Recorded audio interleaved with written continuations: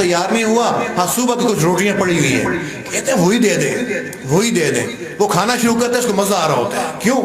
جسمانی طور پہ ٹھیک ہے، معدہ اس کا کام کر رہا ہے، اس لیے اس کو سوکھی روٹی کے اندر بھی مزہ آ رہا ہے۔ اسی طرح جب بندہ روحانی طور پہ مریض ہوتا ہے، گناہوں کی میل کو چیل اس کے دل کے اوپر ہوتی ہے، اس کو اعمال کی لذت کا نہیں پتہ چلتا، لیکن جب روحانی طور پہ ٹھیک ہو جاتا ہے پھر اس کو اعمال کی لذت کا پتہ چلتا ہے۔ پھر تلاوت ہو رہی ہوتی ہے، کہتے ہیں کاش یہ تلاوت ہوتی رہے، میں سنتا رہوں، کاش یہ فلاں عمل نیک عمل ہوتا رہے، میں یہ عمل اس میں شریک رہوں۔ کیوں؟ اس لیے کہ اس وہ بندہ روحانی طور پہ ٹھیک ہے، اس لیے اس کو نیک اعمال کی لذت محسوس ہوتی ہے۔ مجھ سمیت یہ آپ کو خطاب نہیں کر رہا، یہ میں اپنے آپ کو خطاب کر رہا ہوں۔ ہم اپنے زندگی کے اوپر غور کریں کہ ہماری زندگی کیسی چل رہی ہے، صبح ہوئی، شام ہوئی، زندگی یوں ہی تمام ہوئی۔